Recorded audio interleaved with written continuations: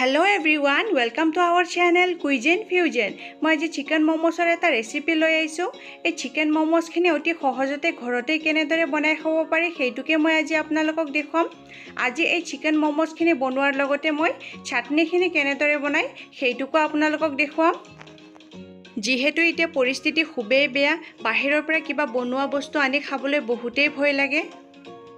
যিসকলে মোমোছ খাই বহুত ভাল পায় তেওঁলোকে ঘৰতে এনেদৰে অতি সহজতে মোমোছ বনাই খাব পাৰিব। তেনেহলে আপোনালোকে চাই থাকক, মই আজিৰ এই ৰেচিপিটো বনাবলৈ ষ্টাৰ্ট কৰোঁ। প্ৰথমতে মই মোমোছৰ যিখিনি চাটনি সেইখিনি বনাই লওঁ। এইখিনি কেৰাহীত মই পানী দি দিছোঁ। পানীখিনি উতল আহিছে, এতিয়া মই ইয়াতে শুকান জলকীয়া দি দিছোঁ। এতিয়া মই দুটা মিডিয়াম সাইজৰ বিলাহী এনেদৰে ডাঙৰ পিচ কৰি কাটি ইয়াতে দি দিছোঁ। এতিয়া এইখিনি 5 মিনিটমান সময় বইল কৰি ল'ব লাগিব। এই বিলাহী আৰু শুকান জলকীয়াখিনি গলি যোৱালৈকে সিজাই ল'ব নালাগে। এই বিলাহী আৰু শুকান জলকীয়াখিনি কোমল হোৱালৈকে সিজাই ল'লেই হ'ব।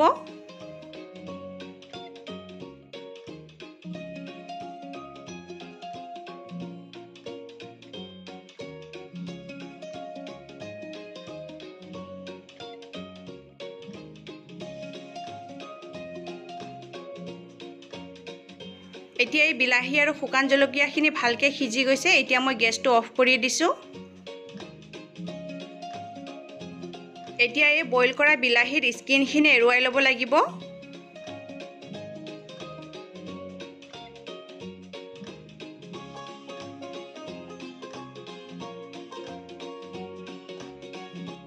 এতিয়া এই বিলাহীৰ স্কিনখিনি এৰুৱাই লোৱা হৈ গৈছে। এতিয়া মই এটা মিক্সাৰৰ জাৰ লৈ লৈছোঁ। এতিয়া এই বিলাহী আৰু শুকান জলকীয়াখিনি মিক্সাৰ গ্ৰাইণ্ডাৰত দি পিউৰি বনাই ল'ব লাগিব। এইখিনি এতিয়া বহুত গৰম হৈ আছে, এইখিনি অকণমান ঠাণ্ডা কৰি ল'ব লাগিব।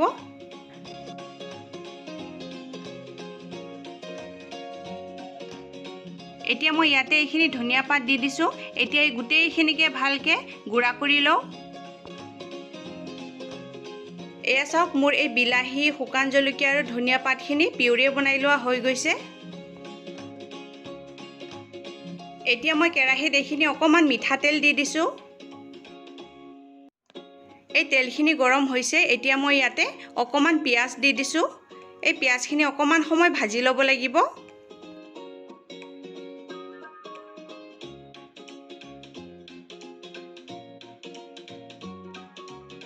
এতিয়া ইয়াতে মই অকণমান আদা আৰু নহৰুৰ পেষ্ট দি দিছোঁ। এইখিনি এবাৰ লৰাই দিছোঁ। এতিয়া এইখিনি ভালকৈ ভাজি লোৱা হৈ গৈছে। এতিয়া মই বিলাহীৰ পিউৰিখিনি ইয়াতে দি দিছোঁ। এইখিনি এবাৰ ভালকৈ মিক্স কৰি দিওঁ।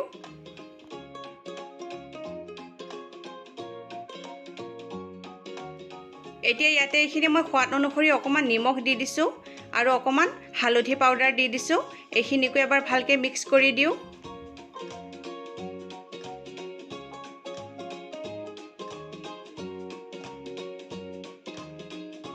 এতিয়া ইয়াতে মই এইখিনি অকণমান সয়া সচ দি দিছোঁ আৰু এইখিনি অকণমান ভিনেগাৰ দি দিছোঁ। এই গোটেইখিনিকে এতিয়া ভালকৈ এবাৰ মিক্স কৰি দিওঁ।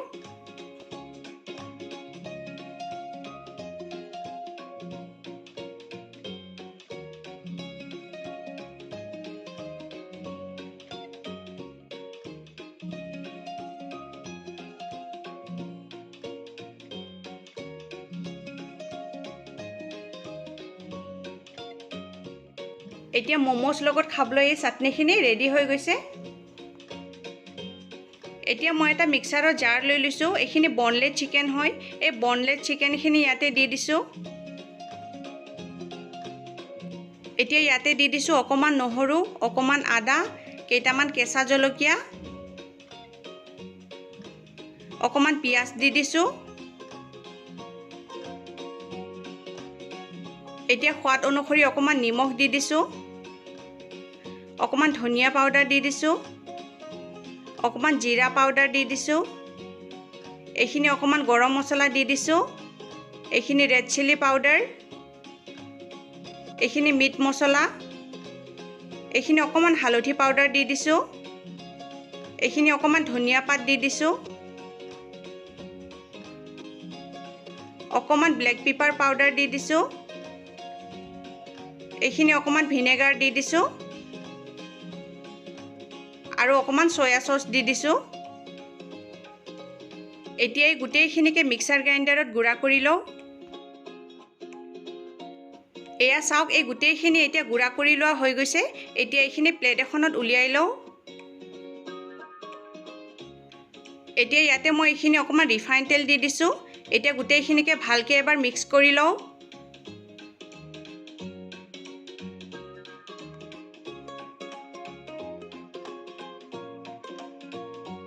এইখিনি মোৰ এতিয়া ভালকৈ মিক্স কৰি লোৱা হৈ গৈছে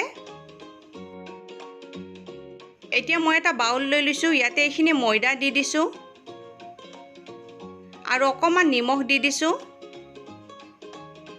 আৰু অকমান ইয়াতে ৰিফাইন তেল দি দিছো এতিয়া এই গুটেইখিনিকে মিক্স কৰি লওঁ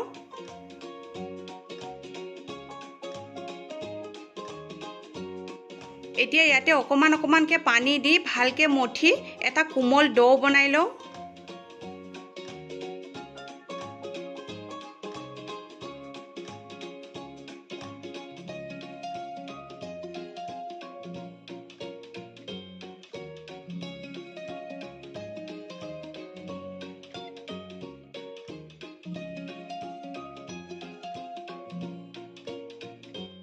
এই ময়দাখিনি মোৰ এতিয়া ভালকৈ মঠি ডো বনাই লোৱা হৈ গৈছে এতিয়া মই 15 মিনিটৰ কাৰণে প্লেট এখনেৰে ঢাকি এইখিনি ৰাখি থওঁ এতিয়া 15 মিনিট হৈ গৈছে এই ডোটো এতিয়া আকৌ 2-3 মিনিট মানৰ কাৰণে ভালকৈ মঠি লওঁ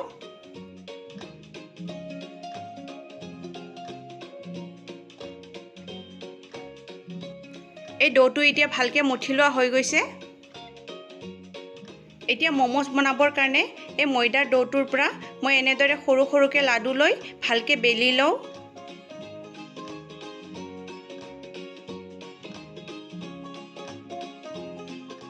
যিমান পাৰি পাতলকৈ বেলিব পাৰিলে ভাল হয়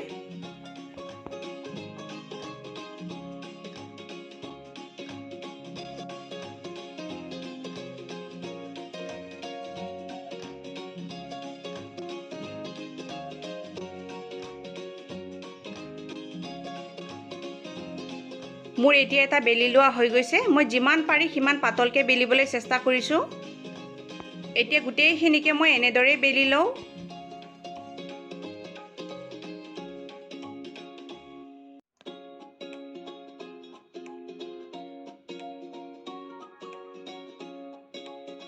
এতিয়া মোৰ আৰু এটা বেলি লোৱা হৈ গৈছে মমোস বনাবৰ কাৰণে এই ৰুটি কেইটা নিজৰ পছন্দ অনুসৰি ডাঙৰ বা সৰুকৈ বেলি ল'ব পাৰি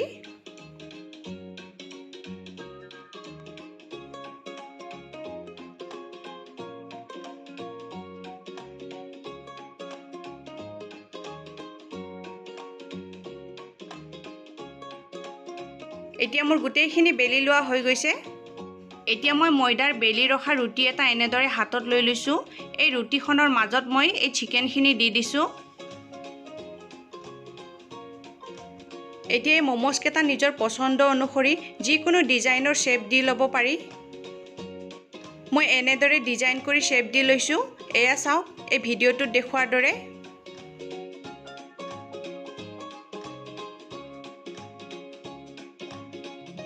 এইটো ডিজাইন বনাবৰ কাৰণে এনেদৰে দুইটা সাইডৰে কোনা কেটা আনি জয়েন কৰি তললৈ এনেদৰে হেঁচি দিব লাগে এয়া চাওক এতিয়া মোৰ এটা মোমো ডিজাইন কৰা হৈ গৈছে এতিয়া মই আৰু এটা মোমো ডিজাইন কৰি আপোনালোকক দেখুৱাই দিও এয়া চাওক এই ভিডিঅ'টোত দেখুৱাৰ দৰে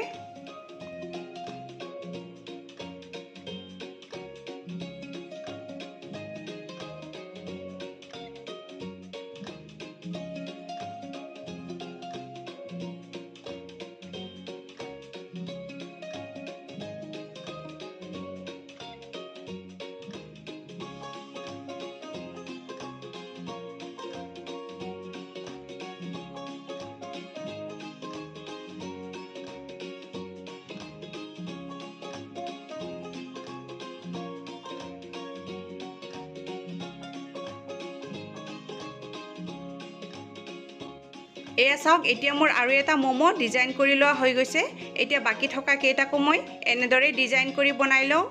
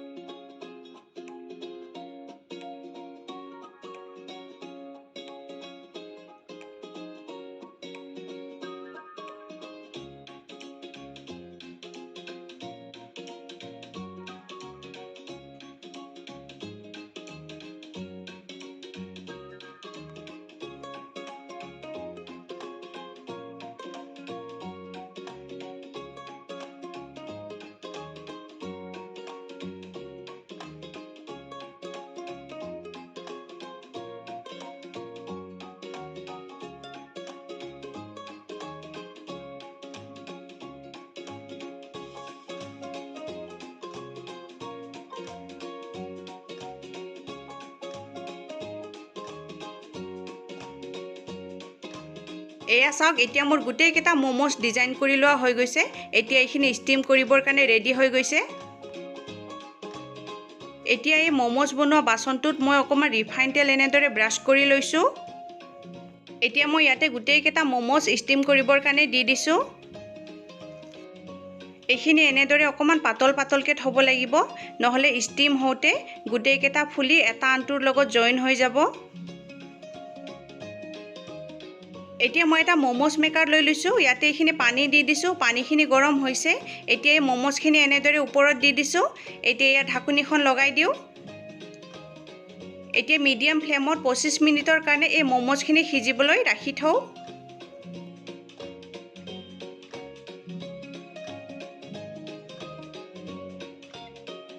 এতিয়া 25 মিনিট হৈ গৈছে এই মমোজখিনি এবাৰ চাই লওঁ এয়া চাওক এই মমোজখিনি ভালকে সিজি গৈছে এতিয়া এইখিনি গৰমে গৰমে খাবৰ কাৰণে সাৰ্ভ কৰি লওঁ এয়া চাওক এই মমোজখিনি এতিয়া খাবৰ কাৰণে ৰেডি এই মমোজখিনি আৰু চাটনিখিনি বাহিৰৰ পৰা কিনি খোৱাৰ দৰে একেই টেষ্ট হৈছে মোৰ আজিৰ এই ৰেচিপি ঘৰতে অতি সহজতে বনাই খাব পাৰা চিকেন মমোজ আৰু এই চাটনিখিনিৰ ৰেচিপিটো চাই যদি আপোনালোকৰ ভাল লাগিছে তেন্তে প্লিজ লাইক কৰিব কমেন্ট কৰিব মোৰ এই ভিডিঅ'টো শ্বেয়াৰ কৰি দিব মোৰ এই চেনেলটো প্লিজ সাবস্ক্ৰাইব কৰি দিব আৰু কাষতে থকা বেল আইকনটো প্ৰেছ কৰি অল কৰি দিব যাতে মোৰ আহিব লগা প্ৰত্যেকটো নতুন ভিডিঅ'ৰ নটিফিকেশন আপোনালোকে পাই থাকে থ্যাঙ্কস ফৰ ওয়াচিং